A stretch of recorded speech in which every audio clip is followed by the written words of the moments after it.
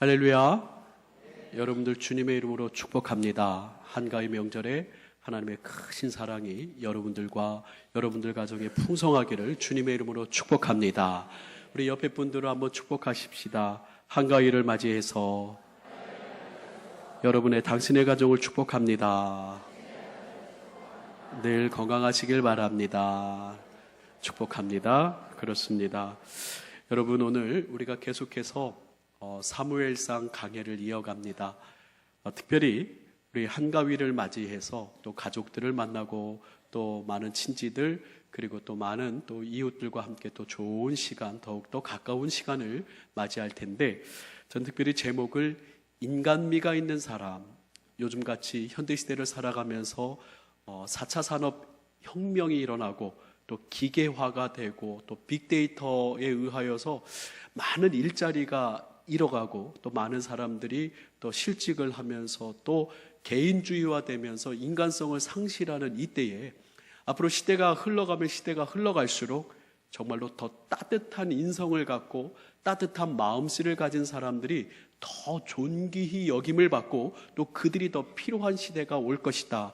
특별히 오늘 우리 사무엘상 22장의 말씀을 가지고서 우리 함께 은혜의 말씀을 나눌 텐데, 오늘 우리가 다윗의 이야기, 참으로 인간미가 있고 참으로 마음이 넓고 따뜻한 이 다윗의 모습에 대하여서 함께 은혜를 나누는 시간을 갖도록 하겠습니다. 오늘 말씀은 블레셋 왕 앞에서 미친 채 하면서 간신히 목숨을 보존한 다윗이 유다 남부 헤브론의 북서쪽 그리고 베들레헴의 남서쪽으로 한 20km 정도 되는 예루살렘이 있고, 그 다음에 왼쪽으로 조금 밑으로 내려가면은 베들레헴이 있는데, 거기서 더 남서쪽으로 내려가면 이 아둘람 굴이라고 하는 굴이 있습니다. 광야가 있고 또 거기에 아둘람 굴이 있는데 거기에 이제 다윗이 피신해 있고 숨어 있습니다. 그런데 사무엘상 1장에 보니까, 사무엘상 22장 1절에서 2절에 보니까 많은 사람들이 이 다윗에게 이르렀다라고 이야기를 합니다. 우리 같이 한번 읽어볼까요? 다시 한번. 그러므로 시작. 그러므로 다윗이 그곳을 떠나 아둘람굴로 도망하매 그의 형제와 아버지의 온 집이 듣고 그리로 내려가서 그에게 이르렀고, 환난당한 모든 자와 빚진 모든 자와 마음이 원통한 자가 다 그에게로 모였고, 그는 그들의 우두머리가 되었는데 그와 함께한 자가 400명가량이었더라. 아멘. 다윗에 대한 여러 가지 스토리들이 많아요. 골리앗을 물리친 이야기, 얼마나 박진감 넘치고 얼마나 정말로 가슴 설레는 이야기입니까? 그리고 또 왕이 되어서 어디를 가든지 주님께서 이기게 하셨다라고 하는 승리의 여러 가지 기사들, 그리고 다윗이 힘들어서 또 다윗의 아들 압살롬을 피해서 도망했던 이야기들, 여러 가지 다윗의 스토리들이 많이 있는데, 이창훈 목사에게 당신은 다윗의 스토리 중에 가장 가슴 뛰고 가장 즐겁고 가장 또 힘이 나는 스토리가 무엇이냐라고 할 때에, 저는 이 사무엘상 22장 1절에서 2절의 말씀을 가장 소중하게 생각한다라고 이야기를 합니다. 정말 이 환난당한 모든 자, 빚진 모든 자, 마음이 원통한 자가 다 다윗에게로 모였는데, 다윗이 그들의 우두머리가 됐고 그 숫자가 한 400명쯤 되는데, 이들이 어떻게 변했습니까? 다윗의 건국, 이스라엘 왕국의 아주 위대한 용맹한 장수가 되고 건국 공신들이 되었다라고 하는 것이 이제 뒷부분에서 여러분들과 함께 이야기를 나눌 것인데요, 저는 이 부분의 말씀을 가지고 참으로 넓은 그 인격과 따뜻한 마음, 이런 환난당한 모든 자, 빚진 모든 자, 마음이 원통한 모든 자가 다윗과 함께 소성되고 살아나는 이 이야기들 가운데, 우리도 명절을 맞이해서 가족들을 만나고 친지들을 만나는 많은 만남 가운데 이러한 따뜻한 모습으로 우리가 함께 다윗과 같은 인물이 되자라고 함께 은혜의 말씀을 나누고자 합니다. 지난주에 계속해서 톨스토이의 단편소설을 또 소개를 하는데요, 여러분들 톨스토이의 단편소설 가운데 세 가지 질문이라고 하는 그러한 소설이 있습니다. 그래, 미안해. 웬만하면 빨리 끝낼게. 세 가지 질문이라고. 좀 더 시끄러우면 밖에 영화실로 가서 예배를 드려주시면 감사하겠어요. 좀 더 시끄러우면 부탁드리겠습니다. 네, 세 가지 질문이라고 하는 톨스토이의 소설이 있어요. 이 세 가지 질문은 고등학교 영어 교과서에도 나오는 그런 소설인데, 어느 한 왕이 있었습니다. 어느 한 왕이 그 인생의 성공을 위해서 참 궁금한 세 가지 질문이 있었어요. 첫 번째 질문은 가장 적절한 굿타이밍, 모든 일을 할 때 가장 적절한 때, 그 적절한 굿타이밍을 어떻게 하면 알 수 있을까?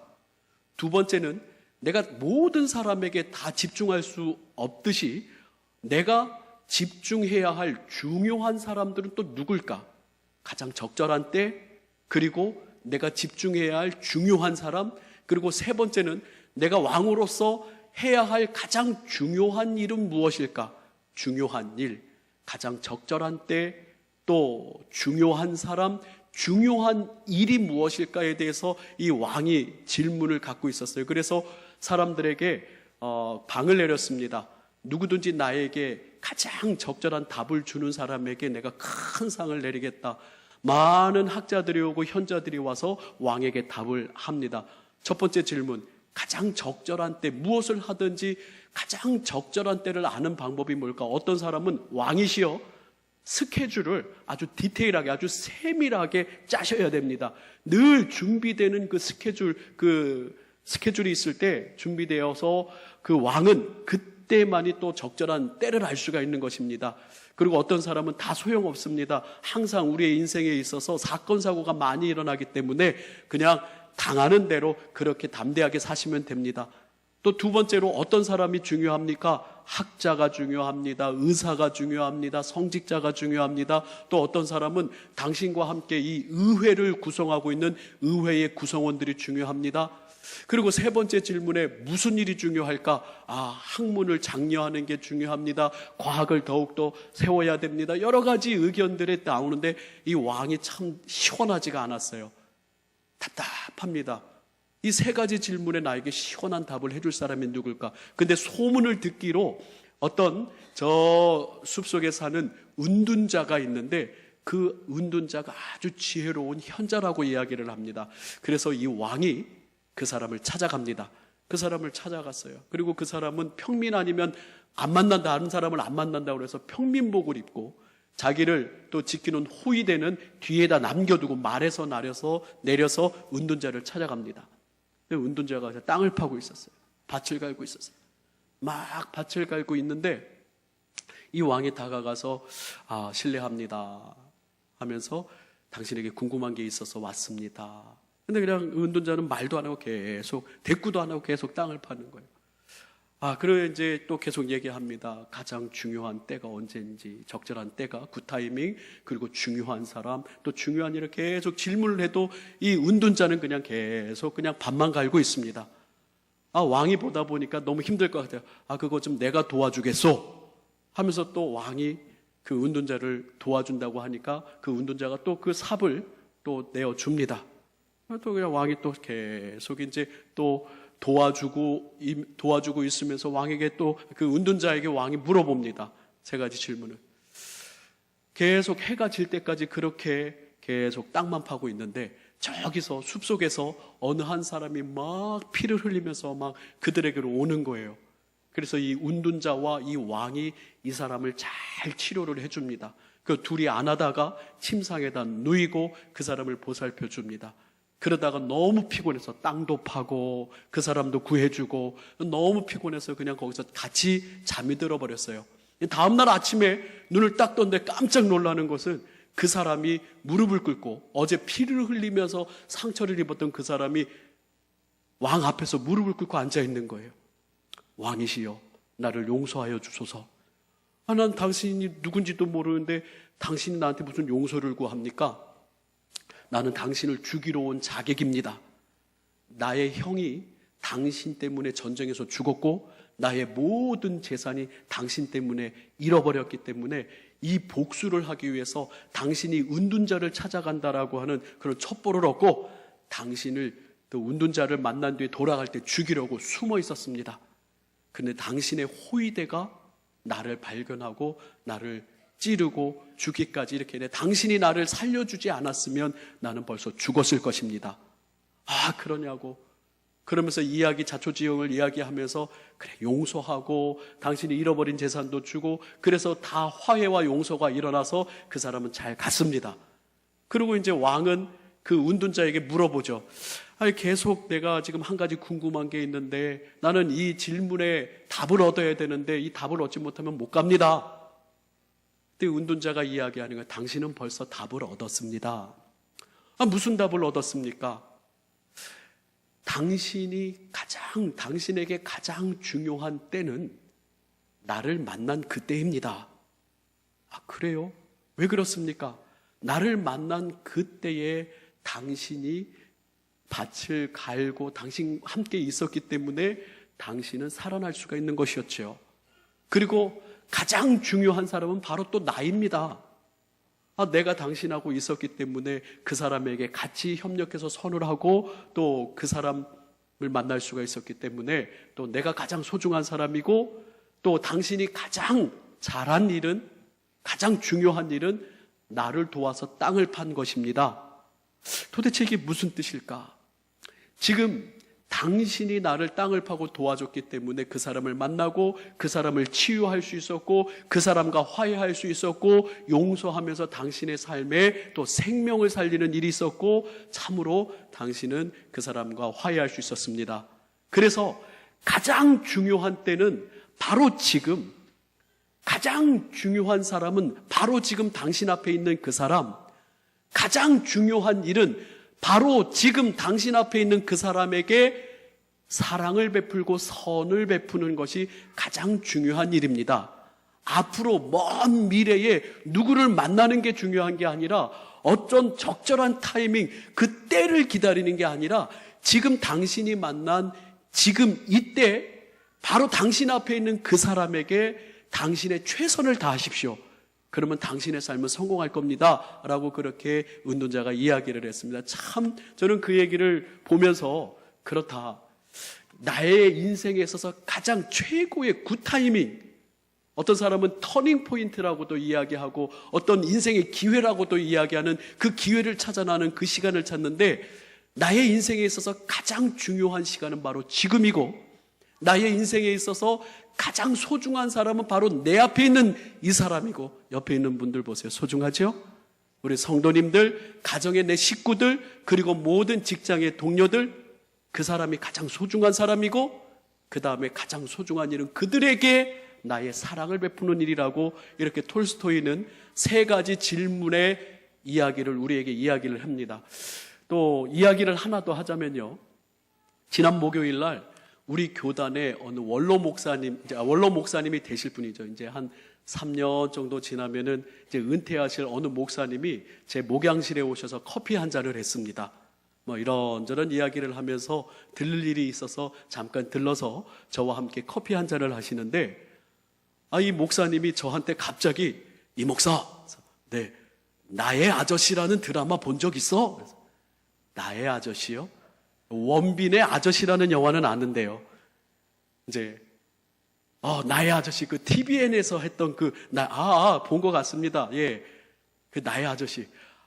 난 말이야. 그래서 이제 자연스럽게, 난 말이야, 내 평생에 본 드라마 중에서 그 드라마가 최고야. 얼마나 따뜻하고 얼마나 인간적이고 나는 여지껏 본 드라마 중에서 그게 최고야, 최고. 이 목사도 한번 보게나. 예. 근데 말이야, 그 드라마의 내용을 저한테 얘기해 주는 거예요. 보신 분도 있겠지만은 거기에 아이유가 나옵니다. 아이유가 누군지도 모르시는 분도 있겠습니다. BTS가 방탄소년단인지 모르는 저도 있듯이, 예, 아이유라고 하는 소년이 있고요. 그 다음에 또 이선균이라고 하는 남자가 나오는데, 이 아이유에게 어떤 사람이, 이선균의 경쟁자죠, 이 아이유에게 돈을 주고 이 이선균을 24시간 도청을 해라. 그리고 그의 잘못, 그의 여러 가지 약점들을 잡아내라고 아이유에게 돈을 주고 이선균을 도청을 하게 합니다. 근데 이 아이유가 이선균을 24시간 도청을 하는 거예요. 친구들과 만나는 이야기, 또 여러 사람들 그 아내와의 가정의 이야기, 여러 스토리들을 이야기를 다 24시간 아이유가 듣는데, 아이유가 이 이선균을 보면서 너무 따뜻한 사람, 너무 정직한 사람, 너무 좋은 사람이라고 이 아이유가 감동을 하는 거예요. 어떤 나이든 아저씨, 젊은 무슨 아가씨 어떤 연애의 스토리가 아니고, 이 아이유의 마음속에 정말 이렇게 정직하고 따뜻하고 인간미가 넘치는 사람이 있을까? 아이유가 그 마음이 변해서 결국은 이 이선균의 조력자가 되는 스토리라고 합니다. 그러면서 이 목사님이 내가 우리 딸한테 지난주에 갔다 왔는데, 딸이 미국에서 변호사를 해요. 그래서 딸에게 갔다 왔는데 우리 딸이 나 그거 좋아하는 줄 알고 16부장 되는 걸 다 녹화해놨어. 그래서 내가 미국에서 또 한 번 더 보고 왔지 뭐야. 다음 달에 11월 달에 우리 딸이 내려오는데, 미국에서 오는데 내가 이 목사한테 그거 복사해서 줄게. 네, 목사님. 그러면서 그 목사님이 이야기하시기를 얼마나 따뜻하고 얼마나 정직하고 얼마나 성실한지 그 아이유가 이선균의 모습을 보면서, 그리고 그 형제들의 그 따뜻한 모습을 보면서 사람이 변하더라고. 이게 진짜 사는 거 아니야? 이게 진짜 멋있는 거 아니야? 하면서 그냥 한 10분 가까이를 그냥 그 나의 아저씨를 광고를 하더라고요. 사랑하는 성도 여러분, 아까도 말씀드렸듯이 지금 4차 산업혁명의 시대라고 합니다. 모든 시대가 다 기계화가 돼요. 그리고 또 사람들이 일자리를 잃고 빅데이터라고 하는 많은 정보가 있어서 지금 한 10년 뒤, 20년 뒤에 직업이 지금 엄청나게 많은 직업들이 없어지고 사라진다라고 합니다. 그래서 사람들의 마음이 더 각박해지고 우울해지고 더 힘들어가 환난당하고 빚지고 원통한 일들이 더 많을 수 있다라고 합니다. 그러나 역설적으로 지금 우리 예수님을 믿는 사람들이 더 따뜻한 마음과 예수님의 마음을 먹고 이 세상 살아간다라면 그 시대엔 우리는 더욱더 빛날 수가 있는 줄 믿으시길 바랍니다. 그들이 더 필요한 사람들인 줄 저는 믿습니다. 사랑하는 성도 여러분, 그래서 아까 이 사무엘상 22장 2절에 보니까 환난당한 모든 자, 빚진 모든 자, 마음이 원통한 모든 자가 그래서 어떻게 변했을까요? 다윗이 우두머리가 됐습니다. 400명이라 합니다. 이들이 어떻게 변했을까요? 이게 사무엘상 22장인데요. 다음 장 23장에서는 이 400명이 600명으로 바뀝니다. 같이 한번 읽어볼까요? 시작. 다윗과 그의 사람 600명가량이 일어나 그일라를 떠나서 갈 수 있는 곳으로 갔더니 다윗이 그일라에서 피한 것을 어떤 사람이 사울에게 말하며 사울이 가기를 그치니라. 600명이 됩니다. 그 다음에 성경 역대상 11장과 12장에 보면 다윗과 함께 했던 용사들이 무려 2장에 걸쳐서, 역대상 11장, 12장에 걸쳐서 2장에 걸쳐서 다윗과 함께한 용사들이 나와요. 우리 먼저 한번 볼까요? 12장 21절입니다. 12장 21절 같이 한번 읽어보겠습니다. 이 무리가, 시작. 이 무리가 어떤 무리예요? 아까 다윗과 함께했던 환난당한 모든 자, 빚진 모든 자, 원통한 그 사람들이 400명들이 이 무리가 다윗을 도와 도둑질을 쳤으니 그들은 다 큰 용사요 군대 지휘관이 됨이었더라. 군대 지휘관이 됐다라는 거예요. 그러면서 역대상 11장 10절입니다. 역대상 11장 10절 같이 한번 읽습니다. 시작. 다윗에게 있는 용사의 우두머리는 이러하니라. 이 사람들이 온 이스라엘과 더불어 다윗을 힘껏 도와 나라를 얻게 하고 그를 세워 왕으로 삼았으니 이는 여호와께서 이스라엘에 대하여 이르신 말씀대로 함이었더라. 아멘. 하면서 11장과 12장에 용사들의 이름이 쭉 나열됩니다. 근데 이 사람들이 온 이스라엘과 더불어 다윗을 힘껏 도와서 나라를 얻게 하고 그를 세워 왕으로 삼았다라고 이야기합니다. 환난당한 모든 자, 빚진 모든 자, 원통한 모든 사람들이 다윗과 함께 하면서 이러한 역사를 이루었다라고 합니다. 도대체 다윗이라고 하는 인물이 어떠한 사람이기에 이들이 변하여 이스라엘의 큰 용사들이 되었을까요? 바라기는 우리 사랑하는 동강의 성도 여러분들이 이런 선한 영향력들이 있는 분들이 되기를 주님의 이름으로 축복합니다. 여러분들 때문에 여러분의 가정이 살아나고 여러분의 직장이 살아나고 여러분의 공동체가 살아나면서 정말로 그들이 함께 행복한 용사들이 되길, 여러분들 때문에 여러분들이 함께함으로 말미암아 그들이 살아나기를 주님의 이름으로 축복합니다. 우리 한번 저를 따라할까요? 옆에 분을 보고 이렇게 인사합니다. 당신 때문에 내가 살아갑니다. 당신 때문에 이 나라가 삽니다. 할렐루야. 여러분, 그러한 오늘 추석 명절 우리 앞두고 주일을 맞이해서 정말로 우리가 어떠한 인생을 살 것인가. 저는 예수님을 믿는 사람들은 세 가지에 있어서 탁월해야 된다라고 생각해요. 예수 믿는 사람들은 예수님을 믿지 않는 사람들보다 세 가지가 탁월해야 되는데, 첫 번째는 저를 한번 따라할 거예요. 영적인 탁월함. 우리의 영혼이 늘 하나님과 연결되어 있기 때문에 당연히 우리의 영적인, 우리의 정신적인, 우리의 마음적인 모든 것이 탁월할 수밖에 없어요. 우리의 영적인 상태가 건강할 수밖에 없어요. 여러 가지 정말로 밀려오는 유혹과 죄악의 여러 가지 탐심들과 여러 가지 우리를 무너뜨리게 하는 영적인 문제들에 있어서 예수님을 믿는 사람들은 늘 이 영적인 탁월함이 있어야 될 것이고, 그 다음에 우리 예수님을 믿는 사람들은 저를 한번 따라할까요? 생활의 탁월함. 생활의 탁월함이 있어야 될 줄 믿으시길 바랍니다. 그런데요, 이 생활의 탁월함은 돈 많이 번 사람을 생활의 탁월함이라고 얘기하지 않습니다. 그거는 그냥 일부분 뿐이에요. 생활의 탁월함은 성실함과 정직함과 따뜻함을 이야기합니다. 생활의 탁월함이죠.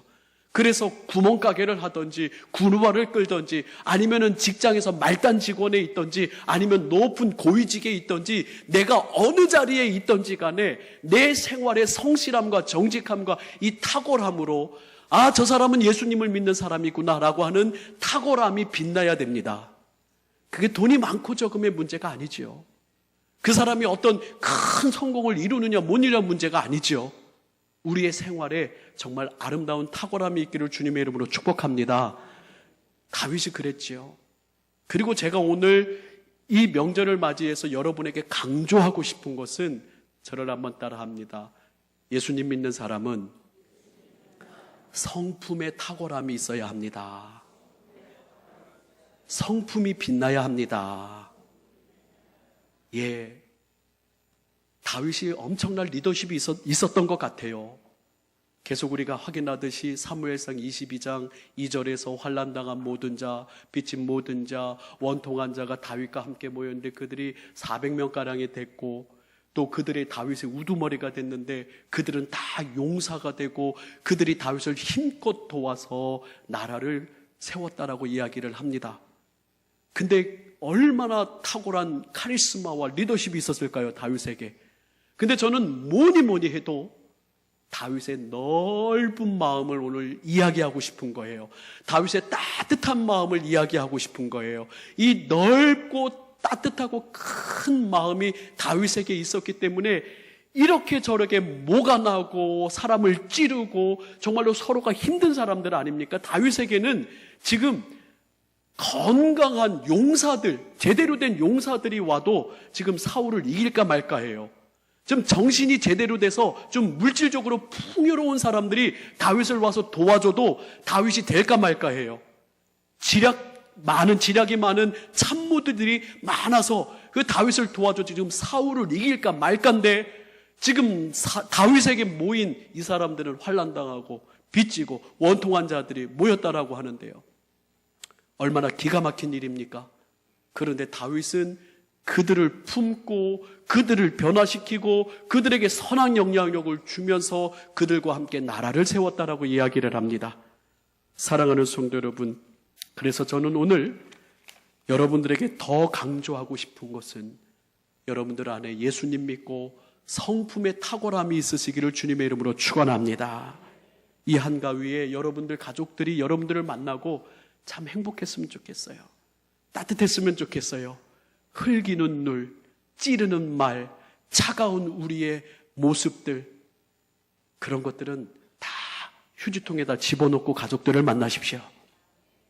그래서 여러분들이 그들과 함께 예수의 향기, 예수의 마음들을 나누면서, 여러분들 뉴스를 보시게 되면은 명절 이후에 나타나는 여러 그 가족들의 파탄 이야기들, 부부싸움하고 이혼하는 가족들이 늘어나고, 또 부모와 자녀 간에 더 가슴 아픈 일들이 일어나고, 형제지간에 또 원수 맺는 일들이 일어났다고 종종 이 추석 명절, 설날 명절 가족들이 모인 그 뒤에 참 안타까운 기사들이 일어나는 것을 보게 됩니다. 우리 동강교회 성도님들은 전혀 그거와는 상관없는 성도들임을 믿습니다. 오늘 이 말씀 앞에서 정말 인간미가 있고 따뜻한 다윗처럼 환난당하고 빚지고 원통한 이들이 정말로 예수 안에서 여러분들로 말미암아 변함이 있기를 원합니다. 사랑하는 성도는 예수님의 마음이 무엇입니까? 저는 여러분도 여러분 앞에서 늘 말씀드렸지만 오늘 한 번 더 말씀을 드립니다. 저희 어머니가 정말 귀에 못이 박히도록, 또 여러분들도 귀에 못이 박히도록 이야기할 건데요, 정말 어머니가 맨날 못이 박히도록 저에게 이야기하는 말씀이 있었어요. 아들임, 우리 아들 빌립보서 2장 5절, 빌립보서 2장 5절, 너희 마음에, 너희 안에 이 마음을 품으라. 곧 그리스도 예수의 마음이니. 아들 예수님 마음 품어야 돼. 예수님 마음 품어야 돼. 맨날 똑같은 얘기, 맨날 또 이 말씀. 아들 빌립보서 2장 5절, 빌립보서 2장 5절. 여러분들도 많이 들어보셨을 거예요. 빌립보서 2장 5절, 너희 안에 이 마음을 품으라. 곧 그리스도 예수의 마음이니. 예수님의 마음이 어떻습니까? 마태복음 11장 27절부터 28절부터 같이 한번 읽어보겠습니다. 시작. 수고하고 무거운 짐진 자들아 다 내게로 오라. 내가 너희를 쉬게 하리라. 29절. 나는 마음이 온유하고 겸손하니 나의 멍에를 메고 내게 배우라. 그리하면 너희 마음이 쉼을 얻으리니. 이는 내 멍에는 쉽고 내 짐은 가벼움이라 하시니라. 아멘. 29절 말씀 한 번 더 읽어볼까요? 시작. 나는 마음이 온유하고 겸손하니 나의 멍에를 메고 내게 배우라. 그리하면 너희 마음이 쉼을 얻으리니.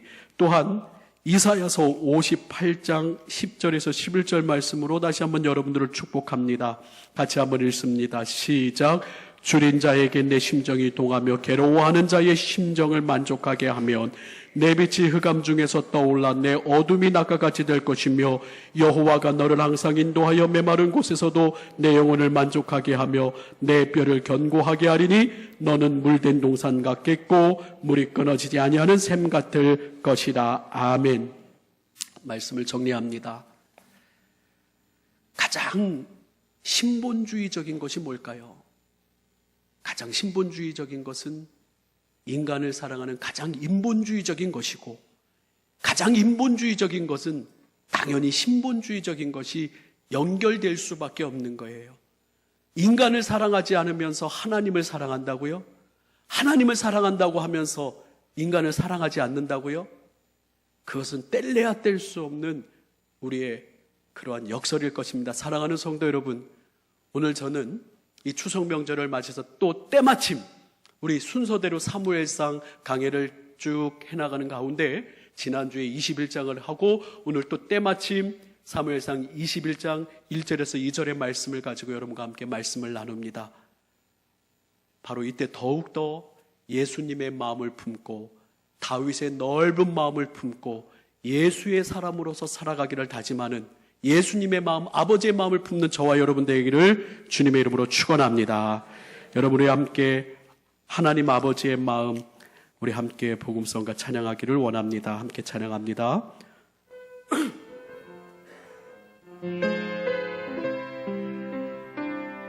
아버지 당신의 마음이 있는 곳에 나의 마음이 있기를 원해요.